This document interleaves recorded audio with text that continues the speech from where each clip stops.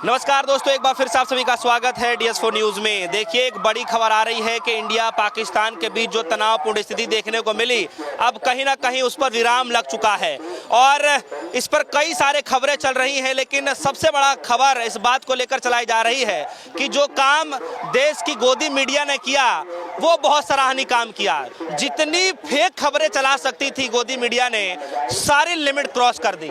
हालांकि सबसे बड़ी खबर अब ये आ रही है कि दो देशों के बीच में जो तनावपूर्ण स्थिति देखने को मिल रहा था अब उस पर विराम लग चुका है। शर्मा जी, सबसे पहला मेरा ये सवाल कि जो तनावपूर्ण स्थिति थी अब पूरी तरीके से उस पर विराम लग चुका है, सबसे पहले आप इसको कैसे देख पा रहे हैं? देखिए, ये अच्छा है। ये तो चलिए, जैसा भी हो जो भी हो अच्छा होता है। अल्टीमेटली जब कोई हमें छेड़े तो हमें उसका जवाब देना जरूरी होता है। लेकिन सीधी सी बात मैं कहूँगा, युद्ध किसी भी चीज़ का परिणाम नहीं होना चाहिए। युद्ध में तबाही ही होती है, हमारी भी होगी उसकी भी होगी, इसमें कोई दो राय नहीं है। लेकिन जब उन्होंने दी तो हमने उन्होंने दुश्मनों को नापाक दुश्मनों का जवाब पूरा दिया और उसमें हम विजय रहे। इस मामले में कोई दो राय नहीं है। और अब दूसरी बात आती है मीडिया की।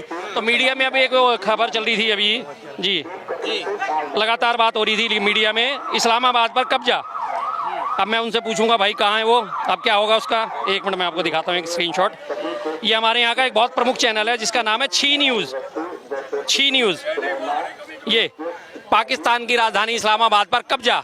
अब इस कब्जे का क्या होगा? ये ऐसी फेक न्यूज़ फैलाई गई हैं। मनोबल बढ़ाना अलग चीज़ है। जब भी कोई युद्ध में जाता है सेनापति मनोबल बढ़ाता है, सेना मनोबल बढ़ाती है। सेना का मनोबल हम बढ़ा रहे हैं, सब लोगों ने सेना का मनोबल बढ़ाया है। लेकिन ये झूठी चीज़ें फैलाना गलत होता है ना। अब इसके हिसाब से तो इस्लामाबाद पे कब्जा हो चुका था। अब वो कब्जा छोड़ा जाएगा, वापिस करा जाएगा, या युद्धबंदी पकड़े गए उनको छोड़ा जाएगा? क्या होगा अब इसका परिणति? कुछ नहीं होगी ना। अपनी TRP कमाने के लिए, अपने 4 पैसे कमाने के लिए झूठी खबरों के साथ इन्होंने समझौता करा। और उसके बाद इन्होंने एक चैनल वाली ने तो अपने जिस चैनल ने खबर फैलाई थी, आज तक चैनल ने, उसमें एक दूसरी एंकर ने आके माफी भी मांग ली कि जी अति उत्साह में कुछ गलत खबरें प्रसारित हो गई हैं। लेकिन भाई ये गलत खबरें जो है बहुत ज़्यादा नामाकुल असर भी डालती हैं। इन चीज़ों का ध्यान रखना चाहिए। लोगों में घबराहट होती है, लोगों में डर होता है। हम तो दिल्ली में बैठे हुए हैं, हम सारे सेफ हैं, हमें पता है दिल्ली में बम नहीं गिरने वाला, कुछ नहीं होने वाला। लेकिन जो बॉर्डर के इलाके उनमें देखिए ना हालत क्या होती है।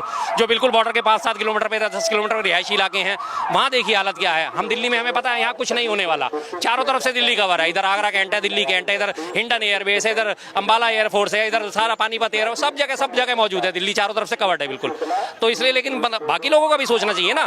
और आज वो इस गोदी मीडिया ने बिल्कुल ये साबित कर दिया कि गोदीनामा पढ़ने के लिए, जिसके लिए कुख्यात हुई थी पिछले अभी 1-2 महीने पहले रेटिंग जारी हुई थी, जिसमें गोदी मीडिया को फेक न्यूज़ फैलाने में, फेक नैरेटिव फैलाने में, झूठी खबरें प्रसारित करने में विश्व में नंबर 1 का तमगा मिला था। वो तमगा इसने बरकरार रखा है। राजनीति पर करते करते, फेक न्यूज चलाते एक ऐसी स्थिति, इतना गंभीर मसला, तनावपूर्ण स्थिति, ऐसे में देश की जनता सोच रही है कि भैया कुछ खबर सुनने को मिले, सच्चाई सामने आए। और ऐसे हालात में भी इस तरह की खबरें, बिल्कुल ये गोदीनामा जो है सबसे ज्यादा, इसीलिए गोदी मीडिया इसको कहा जाता है बार बार। ठीक है जी, आप अपने लोगों का हौसला बढ़ाइए, हम स्वीकार करते हैं। हमेशा हर जगह कहीं भी कोई भी युद्ध होता है या झड़पें होती हैं, उसमें जो वहाँ का मीडिया होता है वो हमेशा ही दिखाया जाता है कि दुश्मन देश के हमने 250 लोग मार दिए। लेकिन नीचे आता है कि 25 लोग हमारे भी हताहत हुए। खबरें इसी किस्म से प्रचारित करी जाती है ताकि हमारा मनोबल ना टूटे। ये सिस्टम है, एक बड़ा पुराना सिस्टम है। लेकिन उसको इतना अति उत्साह में जाके दुनिया भर की खबरें फैला देना, 9 शहर पाकिस्तान से खत्म हो गए, ऐसा हो गया वैसा हो गया, ये तो भाई झूठ फैलाना गलत चीज़ है।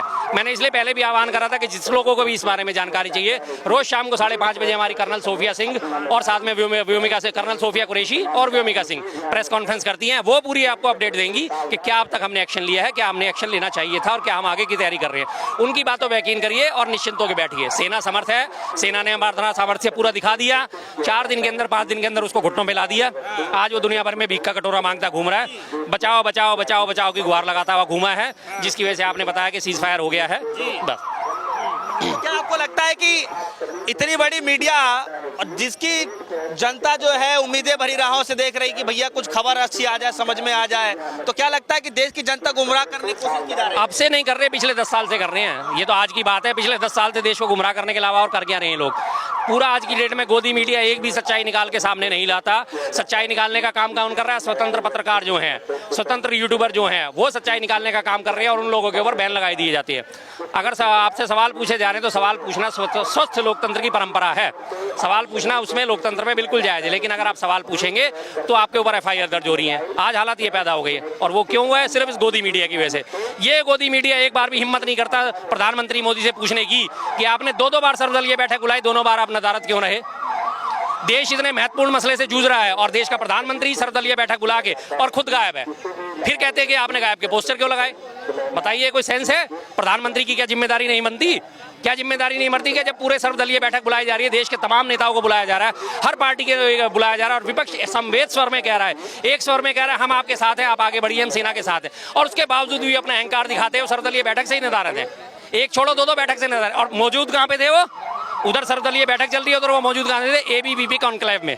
एबीवीपी न्यूज जो है उसके यहाँ वो पत्रकारों के साथ ठठोलियां कर रहे थे। ये कोई है जिम्मेदारी के लक्षण? फिर कहते हैं कि आप आलोचना क्यों करते हो? ऐसे वक्त में भी आप आलोचना क्यों करते हो? आलोचना वाले काम करोगे तो आलोचना करी जाएगी, लेकिन देश का जब ना बात आएगा तो हमने पहले ही कह दिया था, पहले दिन से साफ कर दिया था, हम सब साथ हैं, हम देश के नाम पे सब साथ हैं। तमाम विपक्षी पार्टियों ने अपनी अपनी पार्टियों को एडवाइजरी जारी कर दी थी, हम देश के साथ हैं, कोई भी बात किसी किस्म की ऐसी नहीं होनी चाहिए जो देश की एकता और अखंडता को कमजोर करे। कांग्रेस में 3 बार CWC की बैठक हुई, तीनों बार ये प्रस्ताव पारित हुआ, तो संवेद स्वर में पारित हुआ कि हम कांग्रेस जो है पूरी की पूरी कांग्रेस आज सरकार के साथ है, सेना के साथ है, जनता के साथ है, दुख की घड़ी में सबके साथ है। लेकिन बस इनका फिर वही रवैया, ये आज भी आपदा में अवसर ढूंढ रहे हैं। राजनीतिक गिद्ध हैं ये लोग, सच में ये गिद्ध हैं लोग। इनके गिद्धों को सिर्फ मांस नोचने के अलावा और कुछ नहीं आता, कुछ नहीं आता इन्हें मांस नोचने के अलावा। बड़ी मीडिया के जो सनसनीखेज वाले जो हेडलाइंस होते हैं उस पर आपको कितना भरोसा है? बिल्कुल भी नहीं है। मैंने तो सर पिछले कोविड के टाइम से ही अपने घर से केबल कनेक्शन ही कटवा रखा है। मैं किसी भी न्यूज़ चैनल को देखता ही नहीं। मुझे पता है इन्होंने सिर्फ अनर्गल प्रलाप करना है, झूठ परोसना है, अफवाह फैलानी है, कुछ नहीं। इसके अलावा इनका कोई क्रेडिबिलिटी है ही नहीं। इस मीडिया पे तो मैं बिल्कुल अब भरोसा करता ही नहीं। कोई भी ऐसा चैनल नहीं है कि जिस पे भरोसा करा जा सके। हर एक टीआरपी। अरे पैसों की इतनी भूख है भाई, कटोरा लेके आ जाओ, भीख मांग लो, हम दे देंगे। एक अपना QR कोड जारी कर दो, हम आपको डोनेशन दे देंगे, 2 रुपए, 4 रुपए, 5 रुपए, 10 रुपए, जितनी आपको चाहिए, जितनी आपकी हैसियत हो। पर कम से कम देश की सुरक्षा के मसले पर तो आप ऐसी हरकतें मत करो। देश के आत्मसम्मान के साथ तो आप ऐसी हरकतें मत करो। आज पूरे विश्व में हमारी थूथू हो रही है, पूरे विश्व में इस मामले में गोदी मीडिया ने थूथू करवा दी है। अब इस बात को कोई नहीं उठाएगा कि नहीं, राहुल गांधी जी की बात को सब उठा लेते कि विदेशों में जाके थूथू करवाते। अब जो तमाम लोगों ने देखा है, रॉयटर ने जारी करी है, BBC ने जारी करी, AFP ने जारी करी, ABP उनमें PTI ने जारी करी है खबरें, अब उनमें सबका खंडन करा गया। अब ये गोदी मीडिया बैकफुट पे नहीं है, अब इनकी बेइज्जती नहीं हो रही। लेकिन नहीं, बेशर्म लोग हैं, ढीठ लोग हैं, जाहिर सी बात है। आपके हिसाब से क्या होना चाहिए? क्योंकि सरकार की तरफ से ये एडवाइजरी जारी की गई थी कि भैया आप सुरक्षा को लेकर के आप पहली बात तो लाइव रिपोर्टिंग नहीं करेंगे, आप जो है जो चीजें हैं आप इसको दिखा नहीं सकते। उसका भी उल्लंघन करा इन्होंने, उसका भी उल्लंघन करा, लगातार गाइडलाइन का उल्लंघन करा। साफ साफ इससे पहले इंस्ट्रक्शन दे दी गई थी, किसी भी लाइव को नहीं दिखाओगे कहां से हमारी मूवमेंट हो रही है, कहां से हमारे राफेल उड़ रहे हैं, कहां हमारे राफेल उतर रहे हैं, आप ये खबरें नहीं दोगे।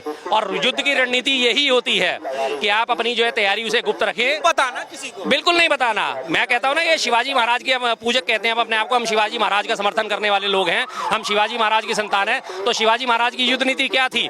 गोरिल्ला युद्ध नीति थी उनकी। चुपचाप जाते थे, छिपते थे, घात लगाते थे, हमला करते थे, दुश्मन को नेस्तनाबूद करते थे और वापस आ जाते थे।